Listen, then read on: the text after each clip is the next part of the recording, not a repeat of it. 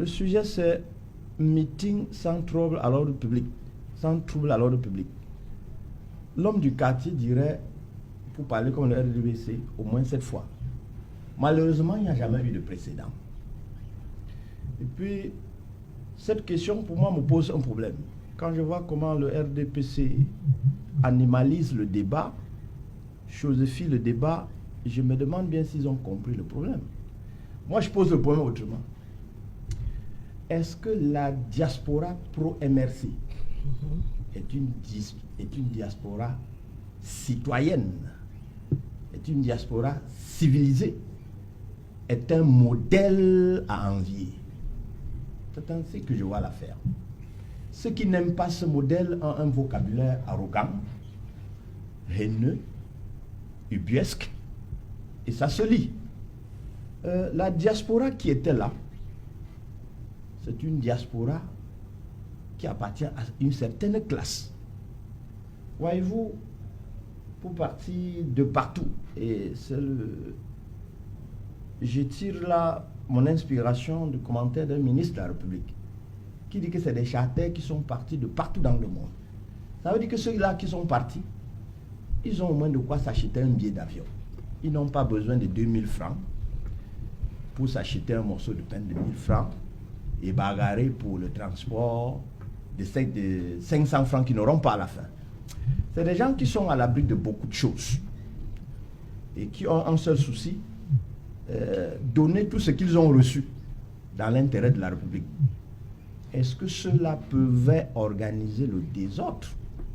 C'est comme ça que je comprends l'affaire. Est-ce que cette diaspora-là pouvait s'amuser à sacrifier ce que matériellement ils ont investi? D'abord, ça ne relève ni de leur culture, encore moins de leur éducation. Donc ceux qui pensent à ce thème, à l'inverse, c'est ceux qui exposent en réalité leur être. Parce que cette diaspora, c'est une diaspora civilisée. C'est une diaspora modèle qui est venue comprendre si elle peut faire confiance aux candidats du MSC qui est venu solliciter leur voix. Vous savez, pour moi, cette diaspora, aujourd'hui nous parlons diaspora, c'est une diaspora unie. Si c'était le camp de l'honorable Bell, on aurait vu la diaspora patriote, la diaspora basse, la diaspora ainsi de suite, c'est-à-dire champion de la division. Et j'ai été heureux de savoir qu'elle n'a pas pu soulever le mot de diaspora patriote parce qu'elle est entrée dans la danse de l'union, de la communion. Ça veut dire que ne serait-ce que de ce point-là, la diaspora qui s'est réunie le 31 à Yaoundé a fait son effet sur les champions de la division, sur les champions de la désunion. C'est un Cameroun modèle que nous avons vu. Et c'est ce Cameroun-là qui est rêvé. Bonsoir à tous mes amis qui m'ont permis de vivre à leur manière le meeting de Paris, c'est-à-dire que le respect à l'ordre public, le respect qui a toujours caractérisé ce parti au Cameroun, malgré les interdictions. Une interdiction. Comment comprendre cette situation de ce côté-là? On est là-bas, c'est un pays civilisé, qui respecte ses lois et où la démocratie n'est pas un vain mot. Le MRC existe depuis 2012. Je mets au défi quiconque autour de cette table de m'indiquer un seul événement organisé par le MRC où il y a eu ne serait-ce qu'une bouteille de cassé. Ce qui n'est pas le cas de tous les autres partis politiques. En premier, celui qui nous qualifie de petits. Alors, ils ont taxé ce meeting de minable. Oui, mais bon, venant d'eux, rien ne me surprend. Rien ne me surprend. Ce que j'admire beaucoup, c'est que finalement, le RDPC, ils sont déjà dans la posture des opposants. Parce que j'ai l'impression qu'ils ne savent pas que ce sont eux qui sont au pouvoir. Ils passent leur temps à commenter les événements du MRC et à les critiquer particulièrement. Ils sont les seuls? Non, comment? Ils sont les seuls à les commenter? Les principaux... Mais c'est normal, vous devez vous attendre à ça quand vous faites de l'actualité. Oui, mais bien sûr, mais ça fait... Certains diront même que vous faites de la météo politique. Nous la faisons depuis 7 ans. 8 ans pour ne pas exagérer. Nous la faisons depuis 8 ans. Et c'est toujours un petit parti politique qui encore ce soir à 20h ou à 19h retient l'attention des Camerounais. Donc il y a quelque chose. Hein? Il y a Dieu dedans, non? Voilà. Donc ce que je voulais dire, c'est que le meeting a été organisé dans les règles de l'art. Tout s'est passé comme prévu. Je ne craignais pas de troubles à l'ordre public parce que nous n'avons jamais connu cela. Qu'en France, plus qu'ailleurs, les dispositions sont prises pour que ce genre de choses n'arrive pas.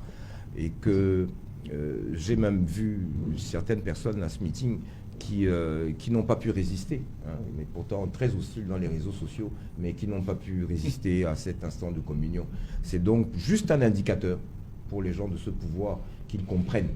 Mais je crains qu'en fait ce type d'image ne les renforce dans leur position, parce qu'ils s'imaginent un jour le stade Omnisport ou la poste centrale à Bonanjo inondée. Ce sont des images qu'ils ne veulent pas que les Camerounais voient. Ce sont des images qu'ils ne veulent pas que les Camerounais voient. Mais les Camerounais les ont vues. Ça s'est tenu comme on l'avait souhaité. C'est dommage que nous ne puissions pas nous réunir de la même manière chez nous, dans notre propre pays. Parce que... Vous dites qu'ils ont mobilisé, je vais citer le secrétaire général adjoint du comité central du RDPC, il dit heureusement que les Parisiens se mobilisaient ce même après-midi pour la finale de la Champions League dans les bars, les snack bars environ, où nous avons passé des heures en toute tranquillité. Non, mais plus d'amateurs de foot que des lecteurs potentiels. Je crois que Grégoire avait bu beaucoup d'alcool cet après-midi-là. D'abord, le foot c'était à 20h. Non, je l'appelle Grégoire parce que c'est mon frère. On ne peut pas savoir. Qu'à cela ne tienne. Je pense donc qu'il était dans un état second. C'est plus poli. Parce que parler de football à 13h alors que le match avait lieu à 20h... non, mais il y a des gens qui se... Oui, non, il s'est trompé. Avant d'aller avant d'aller regarder le match. C'est ce qu'ils font ici. C'est ce qu'ils font ici. C'est ce que lui et d'autres font ici. Ça ne se fait pas partout. C'est des gens civilisés là-bas. Je vous rappelle, pour ceux qui veulent dénigrer, que là-bas, on ne donne pas de pain ni de sardines. On ne paye le transport à personne. Le déplacement coûte cher. Des gens sont venus du Japon, des États-Unis, du Canada, des autres pays européens. Ça coûte de l'argent. Je rappelle également à monsieur le secrétaire général adjoint du RDPC que ces gens-là, c'est 150 milliards par an. C'est plus que l'aide multilatérale qu'on nous apporte. Qu'il ait un peu de respect pour ceux-là qui nourrissent sa famille. Parce que même dans sa famille, on attend de Western Union pour ne pas faire de publicité. Donc il faudrait qu'on arrête avec ces dénigrements à 2 balles. Je pense qu'il a plus à faire au sein de son parti, où aujourd'hui on se questionne sur est-ce qu'il est possible qu'il s'inquiète pour eux. Mais moi, je ne comprends pas. Un ministre qui, jusqu'à présent, n'a réussi l'exploit que de donner un salaire minimum de moins de 40 000 francs à des Camerounais, c'est à ça qu'il s'intéresse? Non, il devrait s'intéresser, je pense, dans son ministère, à améliorer le quotidien des Camerounais et améliorer le SMIC des Camerounais. C'est ça qu'on attend de lui, pas de faire un commentateur sportif. C'est pas ça qu'on attend de lui. Vraiment qu'il se concentre, tout comme, bon, l'autre il est habitué, on le voit dans les réseaux sociaux, et il n'a rien à faire, d'autant plus que son patron est rentré. On a l'habitude, mais de grâce, tout un ministre de la République. Il dénigre qui? Des Chinois? Ce sont des Camerounais. Ce sont des Camerounais. Et c'est ce qu'on leur a répété la dernière fois. Malgré que vous ayez un second passeport, un troisième passeport, vous êtes avant tout Camerounais. Et c'est l'une des raisons pour lesquelles nous y étions. Parce qu'ils comptent. Autant que les Camerounais d'ici comptent, ils comptent pour nous. Personne autour de cette table ne peut non plus me dire qu'il n'a pas un frère, un cousin, une tante à qui il fait appel de temps en temps, ou qui nourrit une partie de nos familles, nous qui sommes assis à cette table. De grâce, cessons de faire la politique politicienne, sachons reconnaître à l'autre ses mérites, c'est tout. Hein. Sachons reconnaître à l'autre ses mérites. On a tenu un meeting hors de nos frontières. Ce meeting a été une éclatante réussite. Il faut l'encourager, que d'autres en fassent autant s'ils peuvent. Voilà. Jean-Robert Wafo, d'abord, un meeting en France. Qu'est-ce que c'était minable ce meeting, si médiatisé depuis des mois, où les organisateurs annonçaient retrouver en millions la diaspora camerounaise du monde entier. Signé une fois de plus le ministre Grégoire Roland, secrétaire général adjoint du comité central du RDPC. Je vais dire un truc au ministre, secrétaire général adjoint du RDPC, M. Grégoire Roland. Quand ce qu'on a à dire est moins important que le silence, on se tait. Monsieur le ministre, vous devez nous taire. On a assisté, n'est-ce pas, samedi dernier, à une démonstration de force. Je lisais, j'ai lu dans les réseaux sociaux, comme tous les autres, Vous savez que dès le départ, il y a eu des premières images. Et j'ai vu certains adeptes de la pensée unique qui se recrutent pour la plupart dans le RDPC dire voilà, il n'y a personne. Et j'ai vu après ces gens, en plein meeting, puisque c'était retransmis en direct par les canaux de la communication dédiée, n'est-ce pas, à ce meeting, subitement tous ont fui, tous ont resté calmes. Non, je veux dire, hein, comme Charles Dikama dit, le professeur Maurice Kamto a fait fort. Il a fait fort, très fort même d'ailleurs. Et ces messages, c'était des messages de quelqu'un qui a la République chevillée au corps. Je dis bien chevillée au corps. Le RDPC, les militants du RDPC, leur réaction ne me surprennent pas du tout. Pourquoi? Parce que eux-mêmes, ils sont en plein désarroi.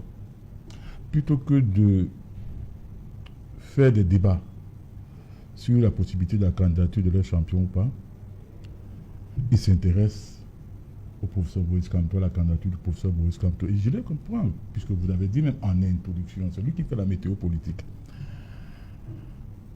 Mais quand le ministre Grégoire Rona semble mépriser la diaspora, je vais lui rappeler une chose. En termes de devises annuelles, la diaspora rapporte au Cameroun pas moins de 700 milliards par an. 700 milliards par an. Et ceux qui disent qu'il n'y a pas d'électeurs, il n'y a pas d'électeurs à ce meeting, c'est des conneries. C'est des balivernes, c'est des fadaises. Parce que chaque diasporien s'occupe au minimum de 10 compatriotes restés au Cameroun. Vous avez parlé de combien combien de gens présents? Bon, on parle de 10 000 selon les organisateurs. Hein. Non, Serge Alain, je corrige, nous étions au moins à 45 000. Ça, c'est le chiffre officiel. Je suis du MRC, tenez compte du chiffre que je vous donne. Ouais, moi, j'ai lu également quelque part de 10 000. Oui, je ne sais pas qui l'a fait, mais qu'on laisse le corps. Un média français. Non. Un média français. Non, je parle, moi, du comité d'organisation du MRC, donc de la voix du MRC. Ok. On va aussi chercher les chiffres de la préfecture. Non, qu'à cela ne tienne, la place de la République était noire de monde, c'est ce qu'il faut retenir, c'est l'essentiel. Oui, allez-y. Et c'est une très grande place d'ailleurs. Prenons 45 000. Chaque compatriote de la diaspora s'occupe de moins de 10 Camerounais, ça fait 450 000 voix. 450 000 voix? Oui, bien sûr. 45 000. S'ils s'occupent de 10 personnes ici. Ça, c'est le minimum. Tous sont en âge de voter? Il dit d'au moins 10 personnes. Il dit en âge de voter. Je ne compte pas ceux qui ne sont pas en âge de voter. Je dis ceux qui sont en âge de voter. Et leur rôle dans l'économie camerounaise, je l'ai dit, la diaspora rapporte en termes de devises 700 milliards de francs CFA. Qu'un ministre de la République puisse se permettre de les négliger. Ça aurait pu être quelqu'un d'autre que moi j'aurais compris, mais un ministre qui est là depuis 20 ans, qui se permet, n'est-ce pas, de mépriser notre diaspora. Je me pose bien la question de savoir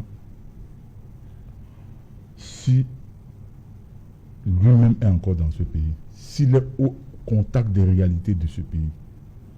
Je ne vais pas trop insister dessus parce que je ne veux pas en faire une fixation. Mais je dis, c'est être déconnecté des réalités de ce pays. Et parlant donc de ce meeting, les Camerounais de la diaspora, d'abord je leur tire un grand coup de chapeau, un très grand coup de chapeau. Je tire aussi un grand coup de chapeau, n'est-ce pas, aux organisateurs, parce que ce qu'ils ont fait était tout simplement impressionnant, stratosphérique. Maintenant, le professeur Kamto, il a lui-même dit qu'il est prêt. Et il est prêt. D'ailleurs, il a démontré qu'il est prêt. La suite viendra pour chuter sur le ministre Grégoire Rona, plutôt que de gesticuler à travers des sorties malvenues. Il ferait mieux déjà de faire ses cartons, n'est-ce pas, avant la présidentielle d'octobre 2025. Avant l'élection? Oui. Comment ça? mais il gagnerait bon, à le faire, comme ça se passe ailleurs. Quand les gens voient la tornade républicaine, c'est-à-dire que s'annoncer, les gens commencent déjà à faire... Il y a d'abord le conseil électoral qui doit se... Je dis qu'il fasse... Je me suis dit sur ce débat du conseil électoral. Le professeur Maurice Kamto sera candidat. Il dit ils insistent sur ce débat de la nullité du mandat impératif parce qu'ils ne veulent pas qu'on aborde leur propre bilan, qui est négatif sur tous les plans, en dehors de quelques-uns, n'est-ce pas, des ministres, puisque je n'ai pas une vision manichéenne de la vie politique, sauf quelques-uns qui essaient donc de sortir la tête de l'eau. Mais globalement, le bilan est, je ne veux pas dire, bon, je ne veux pas que le CNC arrive ici, mais globalement, le bilan est catastrophique. Eux-mêmes, ils le reconnaissent. La preuve, la dernière ordonnance du chef de l'État, n'est-ce pas, habilitant le ministre des Finances à aller, habilitant le ministre des Finances à aller lever donc 200 milliards de francs CFA sur les marchés financiers pour, et ça je tiens à le préciser, pour les opérations de trésorerie, et non pas pour l'investissement, pour les opérations de trésorerie, c'est tout dire. Voilà, honorable Doualabel, vous avez vu les réactions, vous avez suivi, regardé ce meeting? Oui, bien sûr. Ouais. Sinon, c'est que je ne suis pas une femme politique. Voilà, justement. Est-ce que vous êtes d'avis avec votre secrétaire général adjoint, Minable? J'ai commencé mon propos, en oubliant quelque chose qui me paraissait important. Je voulais dire bonsoir au président Paul Biya et lui dire que j'ai la certitude, et c'est la raison de ma pleine implication et ma motivation, qu'il ira jusqu'au bout de ce qu'il a promis aux Camerounais. Et le destin... Il a promis quoi? La démocratie. Il n'a pas promis ça. Et la prospérité. Ok, la démocratie, nous sommes en train de la vivre, de l'alimenter. Il y a des petits couacs à gauche, à droite. Mais ce qui est important, c'est que la démocratie avance et qu'au finish, nous soyons tous heureux de voir notre pays fonctionner comme le désire le président Paul Biya. Maintenant, le professeur Kamto, monsieur le président Kamto, qui est un candidat à la candidature, a le droit de s'exprimer là où il veut et comme il veut. Je présenterai mes félicitations aussi aux organisateurs parce que organiser un meeting, quand on est un militant, on sait ce que c'est. Et avoir réussi à contenir le meeting dans les limites qui ont été prescrites par la préfecture de police, ça, c'est vraiment, j'ai trouvé ça très bien. Et maintenant, concernant le fait qu'il n'y ait pas eu de casse, c'est extrêmement rare. J'ai eu la chance de faire mes études en Europe et c'était pratiquement au lendemain de mai 68. Donc on était en plein dans cette fièvre de la revendication. Nous-mêmes, nous savions que dès que le mois de mai arrivait, les grèves commençaient et on était tous dans les jardins publics, etc., pour contester ci ou pas ça, etc. Donc, depuis que j'ai vécu tout ça, j'ai jamais vu, ou alors j'ai rarement vu un meeting sans casse. Ça casse toujours. Pourquoi? Parce qu'il y a infiltration des personnes qui, n'ont rien à voir avec le motif, voilà, mais qui vont s'amuser à casser les vitrines, à casser les comme ce qu'on a vu le même samedi après la victoire du PSG. Ça existe toujours. Donc, avoir réussi à ne pas avoir ces infiltrations, c'est pourquoi, à mon avis, c'est parce que les casseurs étaient dans la manifestation. C'est-à-dire que c'était leur manifestation. Ils allaient alors casser, pourquoi? Ils n'allaient pas casser. Parce qu'ils voulaient que ce meeting réussisse. Parce qu'ils veulent ils veulent convaincre le professeur Kamto qu'ils sont des partenaires importants et sur lesquels il peut compter. S'il y a casse, le professeur Kamto va commencer à se méfier. Donc du coup... Donc vous dites que les casseurs étaient dans la manifestation? Dedans. Comment vous le savez? Non, ne parle pas, pardon. Je t'ai laissé parler jusqu'à ce que tu finisses. Laisse-moi expliquer.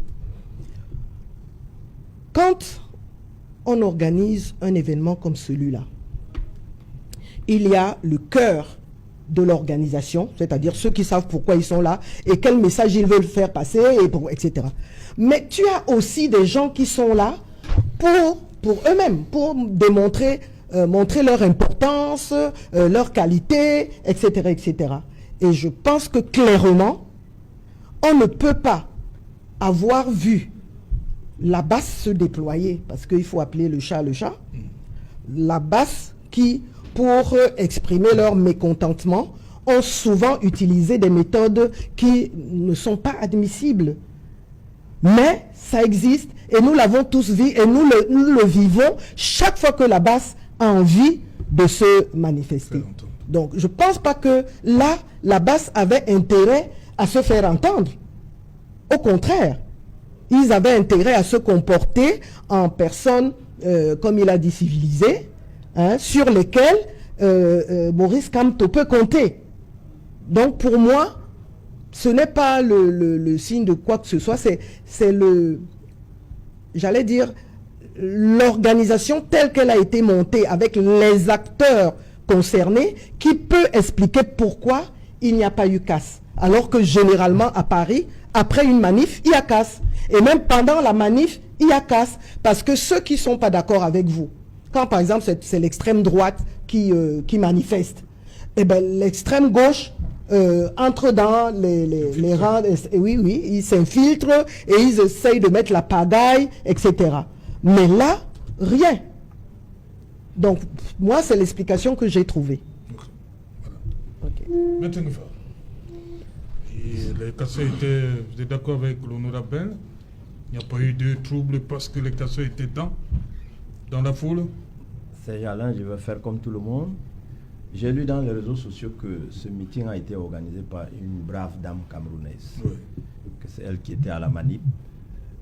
Je ne connais pas, j'ai oublié le nom. Jeanne Chantal Belle-Essombe, que Madame Marlise Douala-Belle connaît très bien. Jeanne Chantal, tout au moins, on connaît la famille.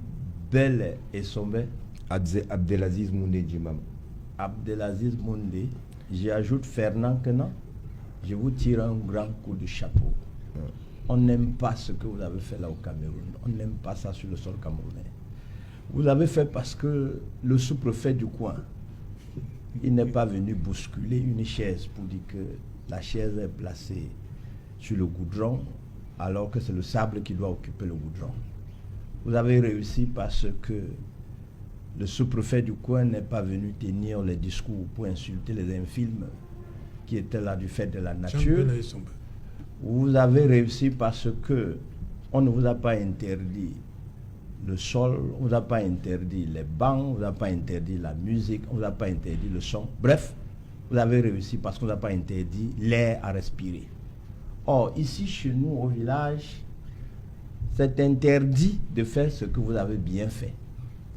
Et chance pour nous, il y a au moins Internet. Je suis content. Ce qui m'intéresse, ce qui m'a plu, c'est que tout le GOTA du RDPC a été suspendu aux caméras tout le temps que vous traîniez à venir sur le panel. Parce que quand j'ai lu les commentaires des uns et des autres, j'ai compris qu'ils étaient plus intéressés que vous. Revenons au sujet. Le sujet, c'est meeting sans trouble à l'ordre public. Sans trouble à l'ordre public. L'homme du quartier dirait, pour parler comme le RDPC, au moins 7 fois. Malheureusement, il n'y a jamais eu de précédent. Et puis, cette question, pour moi, me pose un problème. Quand je vois comment le RDPC animalise le débat, choisifient le débat, je me demande bien s'ils ont compris le problème. Moi, je pose le problème autrement. Est-ce que la diaspora pro-MRC est une diaspora citoyenne, est une diaspora civilisée, est un modèle à envier? C'est ainsi que je vois l'affaire.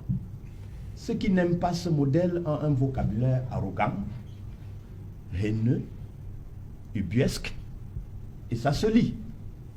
La diaspora qui était là, c'est une diaspora qui appartient à une certaine classe. Voyez-vous, pour partir de partout, et je tire là mon inspiration du commentaire d'un ministre de la République, qui dit que c'est des charters qui sont partis de partout dans le monde. Ça veut dire que ceux-là qui sont partis, ils ont au moins de quoi s'acheter un billet d'avion. Ils n'ont pas besoin de 2000 francs pour s'acheter un morceau de pain de 1000 francs et bagarrer pour le transport de 500 francs qu'ils n'auront pas à la fin. C'est des gens qui sont à l'abri de beaucoup de choses et qui ont un seul souci, donner tout ce qu'ils ont reçu dans l'intérêt de la République. Est-ce que cela pouvait organiser le désordre? C'est comme ça que je comprends l'affaire. Est-ce que cette diaspora-là pouvait s'amuser à sacrifier ce que matériellement ils ont investi? D'abord, ça ne relève ni de leur culture, encore moins de leur éducation. Donc ceux qui pensent à ce thème, à l'inverse, c'est ceux qui exposent en réalité leur être. Parce que cette diaspora, c'est une diaspora civilisée, c'est une diaspora modèle qui est venue comprendre si elle peut faire confiance au candidat du MSC qui est venu solliciter leur voix. Vous savez, pour moi, cette diaspora, aujourd'hui nous parlons diaspora, c'est une diaspora unie. Si c'était le camp de l'honorable Bell, on aurait vu la diaspora patriote, la diaspora basse, la diaspora ainsi de suite, c'est-à-dire champion de la division. Et j'ai été heureux de savoir qu'elle n'a pas pu soulever le mot de diaspora patriote parce qu'elle est entrée dans la danse de l'union, de la communion. Ça veut dire que ne serait-ce que de ce point-là, la diaspora qui s'est réunie le 31 à Yaoundé a fait son effet sur les champions de la division, sur les champions de la désunion. C'est un Cameroun modèle que nous avons vu. Et c'est ce Cameroun-là qui est rêvé. C'est ce que je peux dire. Richard? Je vais commencer par relever quelque chose qu'a dit Madame Dolabel tout à l'heure. Elle a dit que lorsqu'il y a des manifestations, en France en particulier, où elle comme moi avons vécu, quand c'est l'extrême droite, c'est l'extrême gauche qui vient. Alors, est-ce que cela ne voudrait-il pas dire que finalement cette diaspora, toute confondue, le RDPC n'a pas de militants là-bas. Et je comprends pourquoi vous êtes hostile au rien qu'au mot diaspora. Parce que s'il y avait des militants du RDPC pour venir s'opposer à ceux qui pensent différemment d'eux et qui auraient donc créé du trouble à l'ordre public, ça veut donc dire qu'il y a cette union et cette cohésion dans notre diaspora, essentiellement, qu'à part quelques agités des réseaux sociaux comme les Billy le Gifleur qui se sont vite remis de leurs émotions, l'essentiel de notre diaspora souhaite un Cameroun uni, un Cameroun où on travaille, ou un Cameroun où on cessera de parler de détournement de fonds, etc. etc. C'est une diaspora vaillante qu'il faut encourager. Une diaspora qui, nous le répétions déjà tout à l'heure, vient en aide au Cameroun. Sans cette diaspora, la misère serait pire encore que ce qu'elle n'est. Donc c'est une diaspora qui aide beaucoup l'État RDPC dans son incompétence. Beaucoup, vous devriez la respecter. Parce que si elle n'était pas là pour venir faire ce que vous ne faites pas et que vous devriez faire, alors je ne sais pas dans quelle catastrophe nous nous trouverions. Ok, Jean-Robert Wafo, il faut dire qu'il y a l'organisation, il y a les organisateurs, mais il y a aussi les autorités administratives. C'est bien encadré par la police. Même au Cameroun, c'est prévu. Mais on ne comprend pas toujours pourquoi l'autorité administrative se projette toujours dans risque de trouble à l'ordre public. Je vais vous prendre un exemple simple. Quand on installe un sous-préfet ou un préfet, la dernière phrase de celui qui les installe, c'est quoi? Prenez le commandement. Prenez le commandement. C'est ça que pour eux, le commandement, quand on leur dit prenez le commandement, ça veut dire qu'ils doivent être au-dessus, n'est-ce pas, des lois de la République. Je vais un peu revenir sur ce que Honorable Maryse Douala-Bel a dit. Elle a dit qu'il n'y a pas eu de casse le 31 mai dernier à la place de la République parce que les casseurs étaient étaient parmi. Ça veut dire Les quoi? organisateurs. Ils ont été parmi les organisateurs. Ça veut dire que quand on casse, quand à la suite d'un meeting de l'opposition ici, on casse, ça veut dire que c'est les gens du RDPC qui infiltrent la marche ou le meeting pour procéder au casse après. Parce que si c'était des gens, des organisateurs de ces meetings, eux, ils auraient empêché qu'il y ait des casses. Si on tient compte de ce qu'elle vient de dire. De toutes les façons, ça dit, on ne peut pas prôner, on ne peut pas inscrire la liberté de manifester, n'est-ce pas, dans la Constitution et puis on ne la respecte pas. Je vous dis ceci. Si le RDPC est dans la fébrilité extrême, en cette veille de convocation du corps électoral, c'est parce qu'il est conscient de ce qu'il va perdre les élections. Le RDPC est conscient qu'il va perdre les élections. Il faut déjà avoir un candidat. Hein. Tout à fait. Et j'ai une pensée ici pour Léon Teller Onana.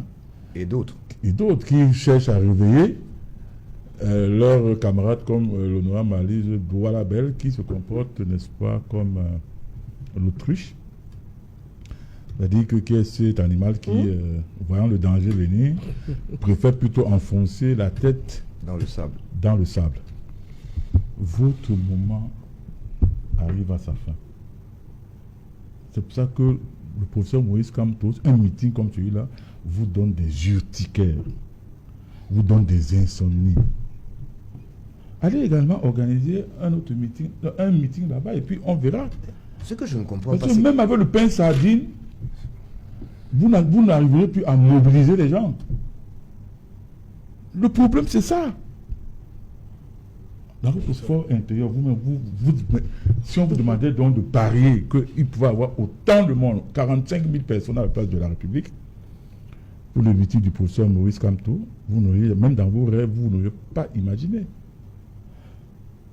Le nombre de personnes présentes là-bas est la preuve que les Camerounais de la diaspora surtout, et je vais dire en général même, sont déterminés à faire partie de ce système gouvernant qui règne depuis 43 ans sans résultat. Je dis bien sans résultat. Mais, comme je l'ai dit d'entame, ce qui vous reste, honorable Maryse Douala-Bel, c'est de partir dans la paix. Encore que j'ai été touché par la déclaration du professeur Maurice Kamto, qui a dit qu'il va assurer qu'une fois au pouvoir, il va assurer la sécurité de M. Biya et de sa famille. Mais tout en précisant que ce que votre champion a appelé les voleurs à col blanc, c'est ça, non? Prévaricateurs. Les prévaricateurs, les bandits à col blanc, ils vont rendre gauche. C'est lui-même qui l'a dit, hein, c'est votre champion. Mais il n'a pas pu le faire, il a fait ce qu'il a pu faire, il n'a pas fait tout ce qu'il fallait faire. Le professeur Maurice Kamto viendra, n'est-ce pas, comme il a promis, mettre en mouvement la justice pour le cas de prévarication. C'est clair. Moi, je dis, maintenant, je demande aux Camerounais, humblement au nom du FCC, d'aller massivement s'inscrire sur les listes électorales. Il est temps, pour ceux qui retardent encore, qu'ils aillent massivement s'inscrire sur les listes électorales. Le professeur Kamto l'a demandé une fois de plus. Et je réitère sur ce plateau. Le RDPC est agonisant. Et comme Charles a dit, tout à l'heure, ils n'ont même pas encore de candidat. Avec votre permission, Serge, je voudrais, tout en évitant de faire du juridisme de quartier, je voudrais quand même attirer l'attention des Camerounais. Il faut qu'on soit responsable. La langue que nous utilisons actuellement pour échanger entre nous s'appelle le français. Il y a une académie qui s'appelle l'Académie française. Lorsqu'elle a dit que jaune s'écrit avec un E, plus personne ne discute. Il y a une autre académie mondiale qui s'appelle le Curatorium. Ils sont 18 à travers toute la terre entière, 18, 3 Africains, dont Maurice Kamto. C'est